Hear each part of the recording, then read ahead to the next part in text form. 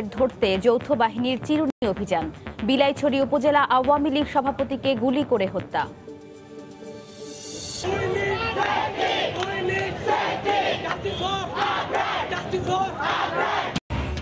এবার রাজধানীতে জেব্রা ক্রসিংয়ে বেপরোয়া বাস কেড়ে নিল বিশ্ববিদ্যালয় শিক্ষার্থীর প্রাণ। প্রতিবাদে সড়ক অবরোধ, বিক্ষোভ। জনবান্ধব আইন করার পরামর্শ বিশেষজ্ঞদের। এবং নাইকো মামলার নথি চেয়ে বেগম জিয়ার আবেদন খারিজ। অভিযোগ গঠনের শুনানি প্রায় 2 সপ্তাহ মুলতবি। অসুস্থ বিএনপি নেত্রীকে জোর করে আদালতে আনা হচ্ছে, অভিযোগ আইনজীবীদের।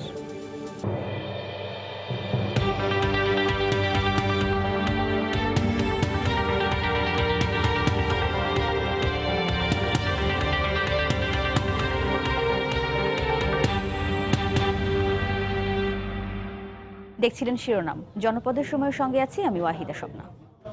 রাঙামাটির দুর্গম পাহাড়ি এলাকায় সন্ত্রাসীদের গুলিতে 7 জন নিহতের ঘটনায় এখনও কাউকে গ্রেফতার করা যায়নি। ঘটনার পর এলাকায় থমথমে পরিস্থিতি বিরাজ করছে। চরম আতঙ্কে রয়েছেন পাহাড়ি ও বাঙালিরা। কোনো সন্ত্রাসীকে ছাড় দেওয়া হবে না জানিয়ে চিরুনি অভিযান শুরু করেছে যৌথ বাহিনী। এদিকে হামলার ঘটনা খতিয়ে দেখতে বিভাগীয় প্রশাসন 7 সদস্যের তদন্ত কমিটি গঠন করেছে। জিতেন বড়ুয়ার পাঠানো তথ্য ও ছবি নিয়ে রিপোর্ট। ছেলেকে ফিরিয়ে দেওয়ার আকুতি জানিয়ে বুক ফাটা আর্তনাদ করেন ভিডিপি সদস্য আলামিনের মা। শোকের মাতম চলছে সহকারী প্রিজাইডিং অফিসার আমির হোসেনের পরিবারেও। উচিত বিচার তোরা করাইয়ে দিবি।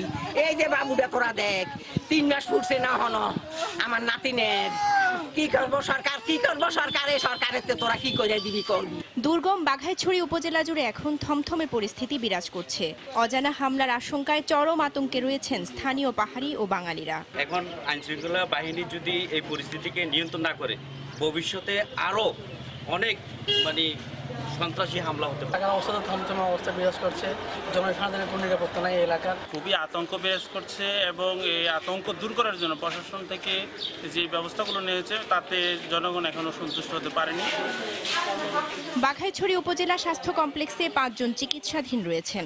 তবে তারা শঙ্কামুক্ত বলে জানিয়েছেন চিকিৎসক। হতাহতদের পরিবারকে আর্থিক সহায়তা দেওয়ার আশ্বাস দিয়েছেন জেলা প্রশাসক। পাহাড়ের উপরে থেকে ওরা ব্রাশ করছে। ব্রাশ করার পরে তো সব অন্ধকার হয়ে গেছে, কোনো প্রশাসন নাই। আমার এই সাইডে গুলি গেছে, শরীরে লাগবে। এরপরে হাল্লা ছিল অনেক শুরু হয়েছে। ছেলে মেয়েদের আর্থিক পড়াশোনা যা যা করা দরকার আমরা প্রশাসনের পক্ষ থেকে সকল কিছুই করব।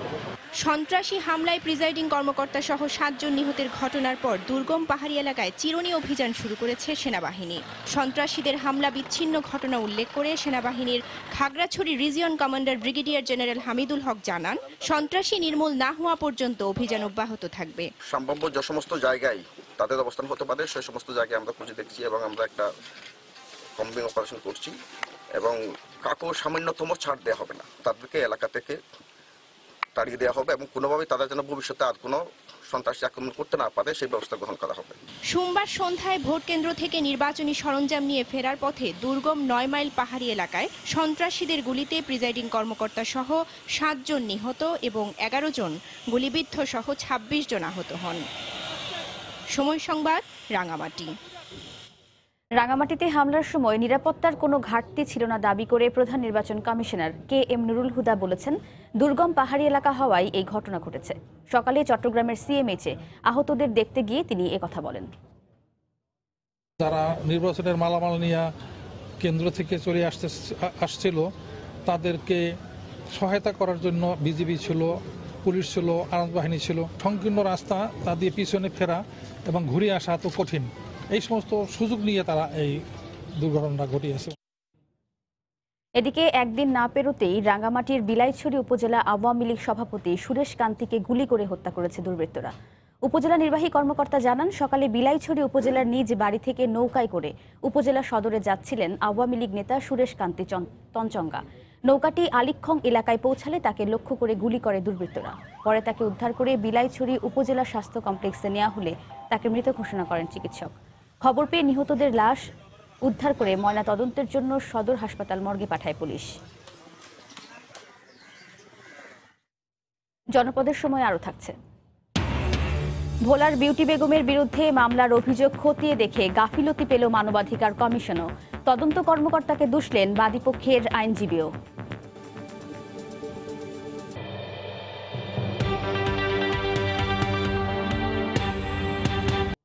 আবারও বেপরোয়া বাসের চাপায় প্রাণ গেল বিশ্ববিদ্যালয় শিক্ষার্থীর। সকালে রাজধানীর প্রগতি সরণিতে এই দুর্ঘটনার পর দিনভর সড়ক অবরোধ করে বিক্ষোভ করেন নিহত আবরারের সহপাঠীরা। সন্ধ্যায় অবরোধ প্রত্যাহার করলেও কাল থেকে আবারও আন্দোলনে নামার ঘোষণা দেওয়া হয়। এদিকে ঘাতক বাসের চালককে আটক করেছে পুলিশ। সকাল 7:30টা ক্লাসে যাওয়ার জন্য রাজধানীর প্রগতির যমুনা ফিউচার পার্কের সামনে জেব্রা ক্রসিং দিয়ে রাস্তা পার হচ্ছিলেন 3 সহপাঠী আবরার, অরিশা ও সামিত। এ সময় আবরারকে ধাক্কা দেয় দ্রুতগতির সুপ্রভাত বাস।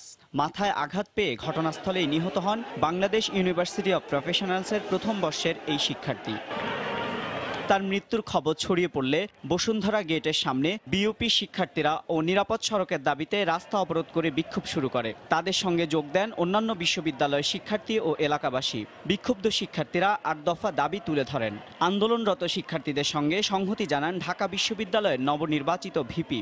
এই যদি ট্রাফিক সপ্তাহে নমুনা হয়, যেখানে একটা স্টুডেন্ট জেব্রা ক্রসিং এর মধ্যে পার হচ্ছে, ওই মুহূর্তে তাকে কিভাবে মরতে হয়? নিরাপত্তাটা নিশ্চিত করে যান, লাশ দরকার হয় লাশ নিয়ে যান, তারপর এই জায়গাটা নিশ্চিত করে যান। একটা মানুষের যতক্ষণ না পর্যন্ত একটা সিটিতে চলার বা একটা সিটিতে ড্রাইভ করার মতো সিভিক সেন্স না হচ্ছে, ততক্ষণ পর্যন্ত তাকে কোনো রকম লাইসেন্স ইস্যু করা উচিত না। জেব্রা ক্রসিং এও হিট করছে মানুষকে, এতটুকু সেন্স যাদের নেই তাদেরকে ড্রাইভিং লাইসেন্স দেওয়া হচ্ছে। পরে ঘটনাস্থলে আসেন ঢাকা উত্তরের মেয়র আতিকুল ইসলাম। তিনি সুপ্রভাতের লাইসেন্স বাতিল সহ চালকের দ্রুত শাস্তি নিশ্চিতের বিষয়ে শিক্ষার্থীদের আশ্বস্ত করেন। ঢাকায় সুপ্রভাত লাইসেন্স চলবে না, এই বাস বন্ধ। যেখানে যেখানে বাস থামবে প্রত্যেকটি জায়গাতে আমি মার্কিং করে দিব। আমাদের প্রয়াত মেয়র আনিস ভাই যে বাস কোম্পানি নিয়ে কাজ করছিলেন, যত দ্রুত সম্ভব প্রত্যেকটি পয়েন্ট নিয়ে আমি মাননীয় প্রধানমন্ত্রীর সাথে কথা বলবো। দিনভর বিক্ষোভ শেষে সন্ধ্যায় সড়ক ছাড়েন বিক্ষোভকারীরা। তবে আন্দোলন ও সড়ক অবরোধ অব্যাহত থাকবে বলে জানান তারা। এমআর আমিন, সময় সংবাদ, ঢাকা। সবে বিশ্ববিদ্যালয়ে জীবন শুরু করেছিলেন আবরার আহমেদ চৌধুরী। মেধাবী হওয়ায় শিক্ষক শিক্ষার্থীদের মাঝেও ছিল সুখ্যাতি। পরিবারের স্বপ্ন পূরণে 3 বাহিনীর নিয়োগ পরীক্ষাতেও উত্তীর্ণ হয়েছিলেন। যুক্ত ছিলেন নিরাপদ সড়কের দাবিতে আন্দোলনেও। স্যার ম্যাডাম যখনই তাকে যে প্রশ্নগুলো করা হতো সবসময় তার হাত উপরে থাকতোই। সে সবসময় একটা হাত উপর করে রাখতো। সে কে? একমাত্র আবরার। যে আবরার কেউ না জানলেও আবরার জানতো। সহপাঠীরা এভাবেই বলছিলেন মেধাবী বন্ধু আবরারের কথা।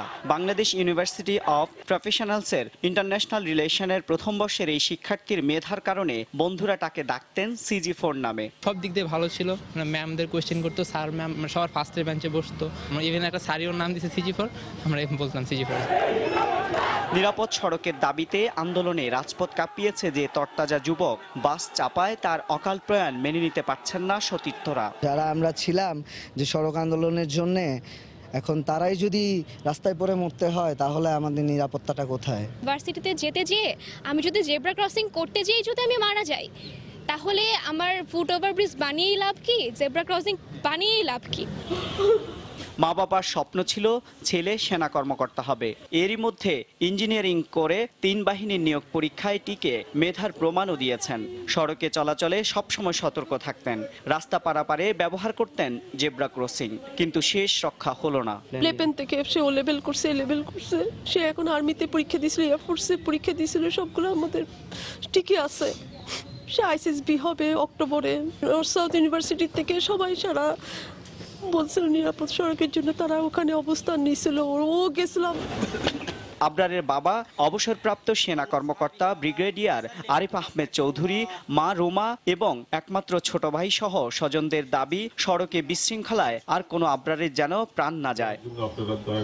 এমআর আমিন, সময় সংবাদ, ঢাকা। সড়ক দুর্ঘটনার কারণ ও প্রতিকারে করণীয় নিয়ে আলোচনায় আমাদের সঙ্গে ঢাকা বিশ্ববিদ্যালয় এলাকা থেকে সরাসরি যোগ দিচ্ছেন রিপোর্টার রাশেদ লিমন। স্বপ্না, এই মুহূর্তে আছি আমরা ঢাকা বিশ্ববিদ্যালয় এলাকা, এবং আমার সঙ্গে আজকে যে বিষয় নিয়ে আমরা আলোচনা করব, আলোচনা বিষয় দুর্ঘটনার কারণ, প্রতিকার এবং আমাদের করণীয়। এবং আজকে আমার সঙ্গে আলোচনা করতে আছেন ঢাকা বিশ্ববিদ্যালয়ের শিক্ষার্থী, আছেন তিশা, আছেন তুষার রহমান, উনি যাত্রী অধিকার নিয়ে কাজ করেন, এবং আছেন বুয়েটের এক্সিলেন্ট রিসার্চ ইনস্টিটিউটের সহকারী অধ্যাপক সাইফুন নেওয়াজ। শুরুতে তিশা, আপনার কাছে যাই। যে আমরা দেখেছি যে শিক্ষার্থীদের মৃত্যুকে কেন্দ্র করে, বিশেষ করে গত জুনে যে এই যে আন্দোলনটি হলো নিরাপদ সড়কের আন্দোলন, তারপরে আমরা দৃশ্যমান চোখের দেখার বেশ কিছু পদক্ষেপ দেখেছি পক্ষকালব্যাপী বা মাসব্যাপী বা সপ্তাহব্যাপী। এখনো কিন্তু আজও যে মুহূর্তে আসলে আমরা দেখেছি যে এই আবরারের নিথর দেহ, রক্তাক্ত দেহ জেব্রা ক্রসিং এর উপর পড়ে আছে, তখনও কিন্তু আসলে ট্রাফিক সপ্তাহে চলছে। তো সবকিছু মিলে আসলে নিরাপদ সড়ক কতখানি নিশ্চিত? নিরাপদ সড়ক যদি নিশ্চিত হতো তাহলে তো আমাদেরকে নিরাপদ সড়ক নিয়ে কথা বলতে আসলে বসতে হতো না। এটা খুবই দুঃখজনক যে আমাদেরকে কিছুদিন পরপরই নিরাপদ সড়ক নিয়ে কথা বলতে বসতে হয়। এবং আমরা জানি যে আজকে সকালবেলা বিইউপির প্রথম বর্ষের শিক্ষার্থীর নিহত হওয়ার, সড়ক দুর্ঘটনায় নিহত হওয়ার যে দুঃখজনক ঘটনাটি ঘটেছে, তারপর বিইউপি থেকে নিরাপদ সড়ক আন্দোলনের দ্বিতীয় দফা শুরু করার একটা ডাক এসেছে এবং সেই ডাকে তারা বিশেষ করে বলেছে যে তারা কোনো রকম রাজনৈতিক ইনফ্লুয়েন্সকে জায়গা দিতে চায় না এবং আগামীকালকে তারা পুরো বাংলাদেশের শিক্ষার্থীদেরকে বলেছে ক্লাস বর্জন করে রাস্তা অবরোধ করতে। অর্থাৎ যেটা দাঁড়াচ্ছে যে আগের নিরাপদ সড়ক আন্দোলন যে জায়গায় শেষ হয়েছিল সেই জায়গা নিয়ে তারা আসলে সন্তুষ্ট না, এবং তারা যদি আসলে সন্তুষ্ট হতো তাহলে তাদেরকে দ্বিতীয় দফাটা শুরু করতে হতো না। আগের নিরাপদ সড়ক আন্দোলন থেকে তারা শিক্ষা নিয়েছে বলেই মূলত বোধ হয় বিগত নিরাপদ সড়ক আন্দোলন তাদেরকে শিক্ষাই দিয়েছে, তাদের কোনো প্রাপ্তির কারণ ঘটাতে পারেনি বিগত নিরাপদ সড়ক আন্দোলন। সেটা যদি পারতো তাহলে আজকে আবার আমাদেরকে এটার জন্য দাঁড়াতে হতো না আর কি। আমাদের যেটা আমরা দেখি যে সাধারণত শিক্ষার্থী বা শিক্ষার্থীরা মারা গেলেই মূলত এটা নিয়ে আলোচনাটা উঠে আসে, কিন্তু প্রতিদিন অনেক সাধারণ মানুষ মারা যাচ্ছে।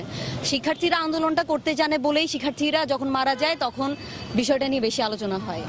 আচ্ছা, আমি একটু আপনার কাছে আসবো যে যেমনটি বলছিল তিশা যে শিক্ষার্থীরা আন্দোলনের আগে আমরা দেখছি ঢাকার শহরে আরো দুই একটি জায়গায় গার্মেন্টস কর্মীরা এই ধরনের বাস পিপলের সঙ্গে সংশ্লিষ্ট তাদের হয়তো বা এই ধরনের ক্ষেত্রে দুর্ঘটনা ঘটলে আমরা দেখি যে সড়ক অবরোধ বা তারা যখন আন্দোলনগুলো একটু জোরালো হয়, কিন্তু প্রতিনিয়তই কিন্তু আমরা দেখছি যে প্রতিদিনই কিন্তু দুর্ঘটনা ঘটছে, প্রাণ হারাচ্ছে।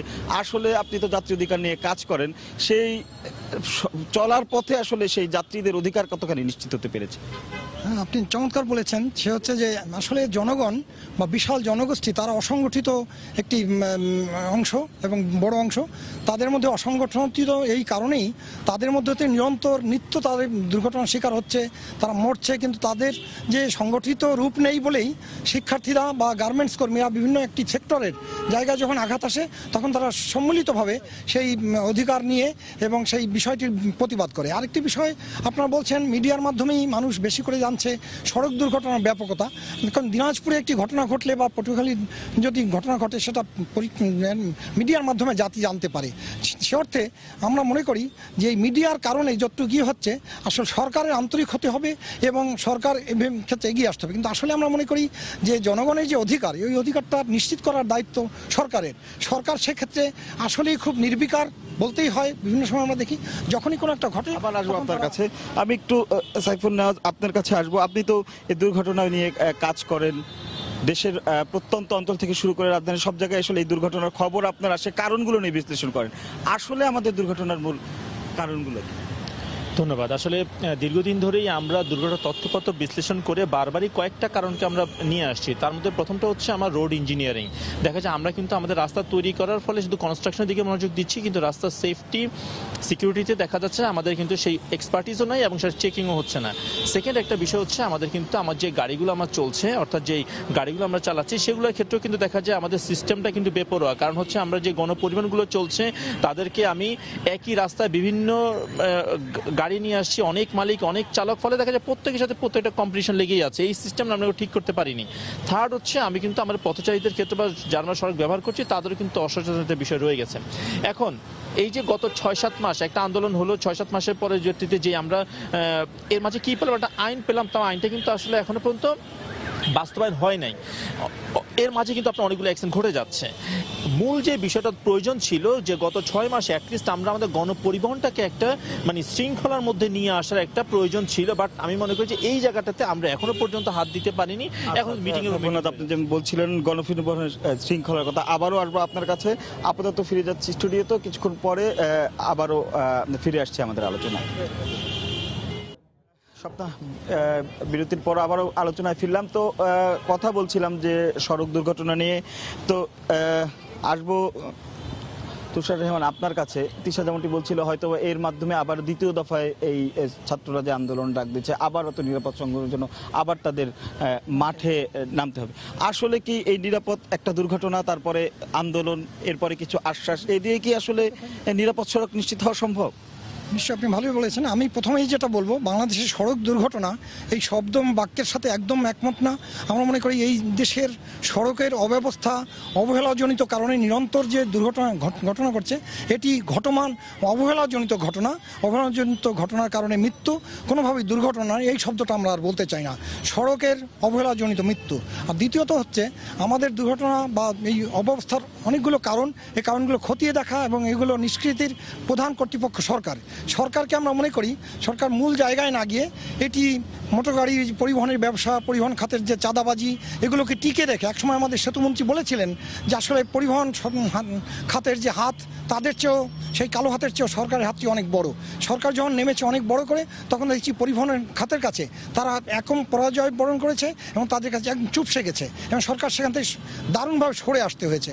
তো এক অর্থে ধন্যবাদ আপনাকে। যেমন তিশা যেমনটি বলছিলেন যে আসলে করণীয় সম্বন্ধে ওনার কিছু সেই ক্ষেত্রে আপনার যেটি বলছে, আপনি যেমন দেখলেন কালকেও আবার আমরা দেখেছি শিক্ষার্থীরা কালকেও আবার সড়ক অবরোধের ডাক দিল। আসলে সমাধানের পথ দেখছেন, তবে আজকেও কিন্তু আমরা দেখেছি কর্তৃপক্ষে গিয়ে শিক্ষার্থীদের আশ্বস্ত করার চেষ্টা করেছে। সেক্ষেত্রে মানে মূল সমস্যা সমাধানের পথ দেখছেন? আমার আসলে যেটা মনে হয় যে একটা আন্দোলন যখন শুরু হয় তখন আন্দোলনের এজেন্ডাগুলো যাদের কাছে পৌঁছানোর কথা, কর্তৃপক্ষ, তারা সেই আন্দোলনটাকে মূলত একটা সমস্যা মনে করে এবং সেই সমস্যাটা তারা আবার একটা চেষ্টা করে। সেটা যদি না করে তারা আন্দোলনের যে দাবি, সেই দাবিগুলোতে সরাসরি মনোযোগ প্রদান করার চেষ্টা করে এবং আশ্বাসে আসলে সীমাবদ্ধ না থেকে সেই দাবিগুলোর ভেতরে ঢোকার চেষ্টা করে। কারণ আসলে একটা দেশে কেউ, বিশেষ করে শিক্ষার্থীরা, কখনো আন্দোলন কোনো সরকারের বিরুদ্ধে করবে না। তারা যে আন্দোলনটা করছে সেটা সবার স্বার্থে করছে, সবার ভালোর জন্যই করছে। সুতরাং সেখানে যদি মনোযোগ দেওয়া হয় তাহলে সেটা সবার জন্যই ভালো হয়। সুতরাং যোগাযোগটা ঠিকমতো স্থাপিত হতে হবে আন্দোলনকারী এবং কর্তৃপক্ষের মধ্যে। এবং যদি সেখানে কিন্তু আমরা একটা ঘাটতি দেখি, যে কারণে আমরা দেখি যে এইসব আন্দোলনের মধ্যে অনুপ্রবেশকারীরা বা ভিন্ন স্বার্থন্বেষীরা তারাও কিন্তু তাদের স্বার্থ আদায়ের চেষ্টা করে। সে বিষয়ে কিন্তু আসলে যারা আন্দোলনরত শিক্ষার্থী আছে বা যারা কর্তৃপক্ষ আছে তাদের কিন্তু উভয়ই সেদিকে অবশ্যই দৃষ্টি দেওয়া প্রয়োজন। এটাই আসলে যেটা বলতে চাচ্ছি, যে শেষ পর্যন্ত যোগাযোগ স্থাপিত হলেও যে সমস্যাটা দেখা যায় সেটা হচ্ছে কর্তৃপক্ষের সাথে আন্দোলনকারীদের আস্থার সংকট। এই আস্থার সংকট কিন্তু দূর করার দায়িত্ব কর্তৃপক্ষেরই এবং তারা সেটা কিভাবে করবেন সেদিকে তাদের আগে মনোযোগ দিতে হবে, যাতে আমরা যখন বা শিক্ষার্থীরা যখন বা যে কোনো আন্দোলনকারী যখন একটা দাবি করছেন তখন সে বিশ্বাস করতে পারে যে তার দাবিটা পূরণ আশ্বাস পর্যন্ত থাকবে না, সত্যি পূরণ। ধন্যবাদ। আমি সাইফুন্নাথ আপনার কাছে একদমই শেষে এক কথায় যদি জানতে চাই, যে ছোট করে বলেন যে আসলেই সমাধানের রাস্তাকে আছে আমাদের এই সীমিত সম্পদ, জনবহুল দেশ বা ঢাকা মহানগর কথা বলি, যে জনবহুল একটা দেশের মধ্যে রাস্তা সংকট, পরিবহন সেক্টরের যে অবস্থা, সেক্ষেত্রে সমাধানের পথ আসলে কোথায়? ধন্যবাদ। পৃথিবীর কোনো দেশে একেবারে জিরো অ্যাক্সিডেন্ট আনতে পারেনি, আমরাও হয়তো পারবো না, কিন্তু আমরা কমাতে পারবো। এবং আমাদের দেখা যাচ্ছে যে যদি আমরা ঢাকা শহরের ক্ষেত্রে গণপরিবহনগুলোকে বাস রুট ফ্র্যাঞ্চাইজি করতে পারি, আমরা একটা সিস্টেমে নিয়ে আসতে পারবো। এরপর হচ্ছে পথচারীদের সেবাগুলো দিতে হবে, footpath, zebra crossing, foot over bridge, underpass, এগুলো দিতে হবে। একজন মারা যাবে সেখানে জেব্রা ক্রসিং বা ফুটওভার ব্রিজ দিব সেই কনসেপ্ট না, আমার আগে থেকেই আমাকে পর্যাপ্ত স্থানে আমার দিয়ে রাখতে হবে। থার্ড হচ্ছে ট্রাফিক যারা নিয়ন্ত্রণ করবে, ট্রাফিক পুলিশ, তারা যেন আপনার শুধুমাত্র ওই যে ফিটনেস বা লাইসেন্স চেক এটাতে সীমাবদ্ধ না থাকে। এটা কিন্তু শৃঙ্খলার জন্য, বাট নিরাপত্তার জন্য যেটা জরুরি যে গাড়িটা ফিট আছে কিনা, তার ইন্ডিকেটরটা একটু চেক করে দেখা, তার হচ্ছে টায়ারটা চেক করে দেখা, তার হচ্ছে আপনার চালক যে সে সুস্থ।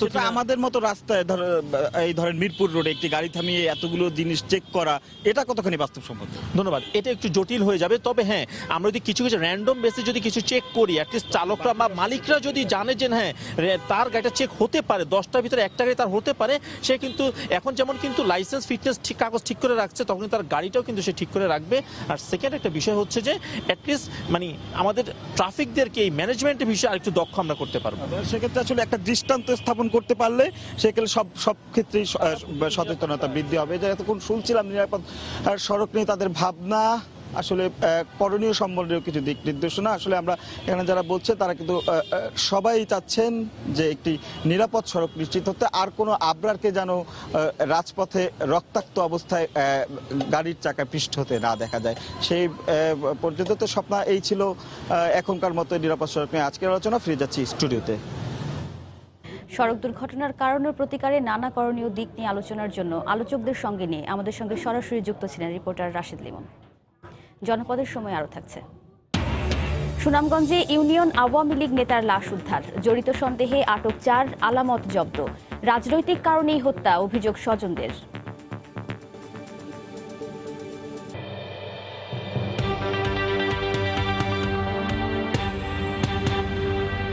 নাইকো দুর্নীতি মামলার নথিপত্র চেয়ে করা বেগম জিয়ার আবেদন খারিজ করেছেন আদালত।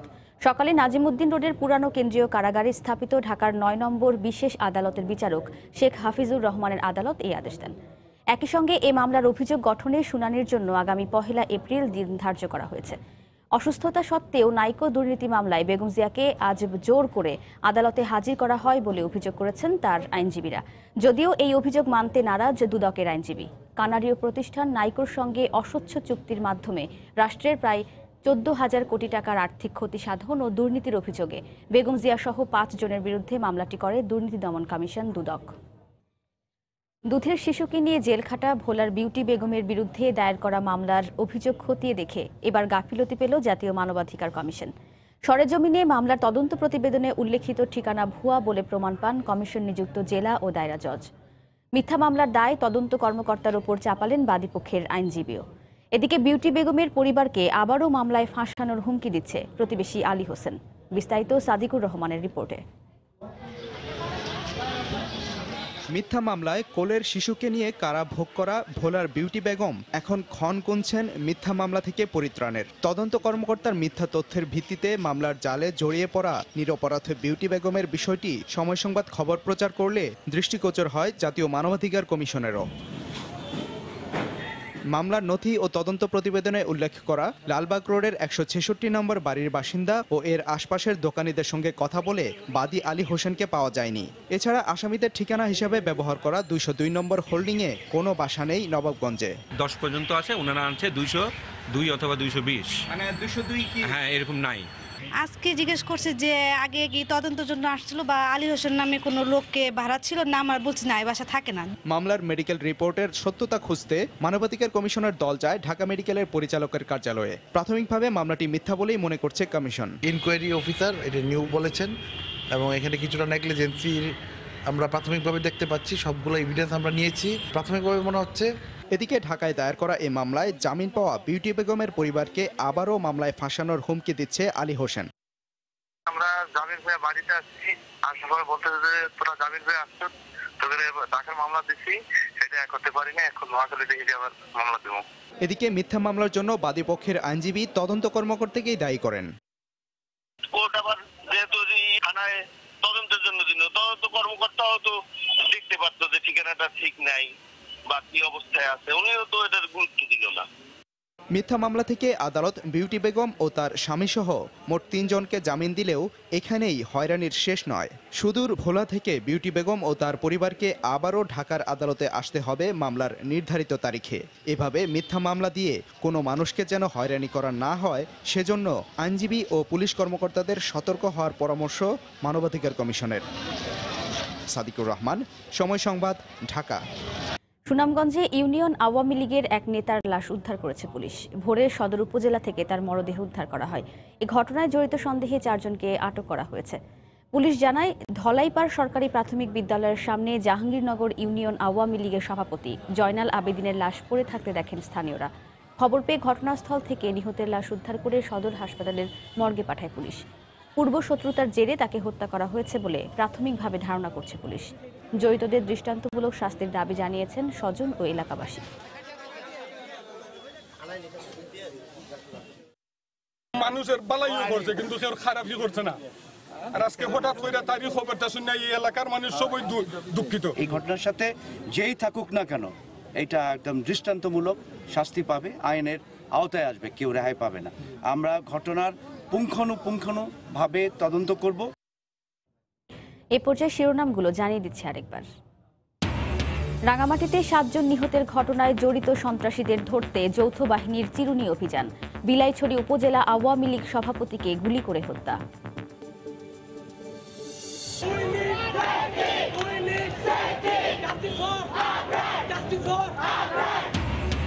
এবার রাজধানীতে জেব্রা ক্রসিংয়ে বেপরোয়া বাস কেড়ে নিল বিশ্ববিদ্যালয় শিক্ষার্থীর প্রাণ।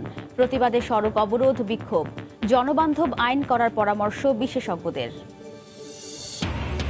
এবং নাইকো মামলার নথি চেয়ে বেগম জিয়ার আবেদন খারিজ। অভিযোগ গঠনের শুনানি প্রায় 2 সপ্তাহ মুলতবি। অসুস্থ বিএনপি নেত্রীকে জোর করে আদালতে আনা হচ্ছে, অভিযোগ আইনজীবীদের। এই ছিল এখনকার মতো। যে কোনো খবর পেতে ভিজিট করুন সময়নিউজ.tv। আপনার মোবাইলে সময় সংবাদ দেখতে ও সব খবর পেতে ডাউনলোড করুন সময় অ্যাপ। আর সঙ্গে থাকুন সময়ের।